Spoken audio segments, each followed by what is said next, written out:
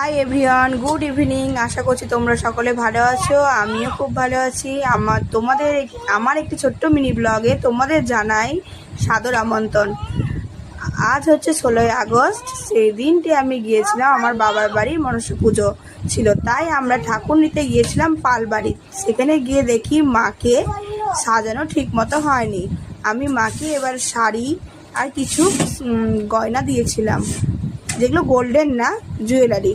তো সেগুলো দেওয়া হয়েছে, যা মাকে পরিয়ে নিয়ে আমরা এবার বাড়ির দিকে রওনা দিচ্ছি। সেই মতো সে সময় দেখি মায়ের মাথার ওড়না দেওয়া নেই, সেই ওড়নাটা আবার দেওয়া হলো। চলো তোমরা দেখো মাকে কেমন হয়েছে। নতুন রূপে নতুন সাজে প্রত্যেকবারই মাকে আমরা বরণ করি।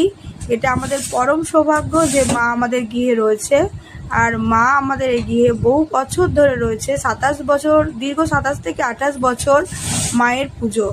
আমি যখন অনেক ছোট ছিলাম তখন থেকেই মা আমাদের বাড়িতে আছে। আর মাও ঠিক একটা মানুষ যেমন বেড়ে ওঠে আস্তে আস্তে, মাও ঠিক ছোট ছিল, আস্তে আস্তে মা ঠিক বাড়তে বাড়তে মা আজ এই জায়গায় এসছে। তোমরা দেখো, এর পরবর্তী ভিডিওগুলিতে তোমাদের সাথে শেয়ার করব মায়ের পুজোটা, সেটাও তোমরা দেখবে। আর এবার আমরা মাকে নিয়ে বাড়ির দিকে রওনা দিচ্ছি। চলো দেখে নাও। আর প্রত্যেকে যে যেখান থেকে আসুক না কেন, প্রত্যেকের মানসিক পূরণ হয়।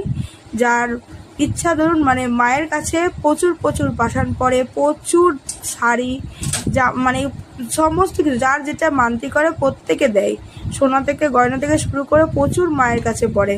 এবার মায়ের পুজোটাও আমি একটু তুলে ধরলাম, তোমরা দেখো। এর বলো।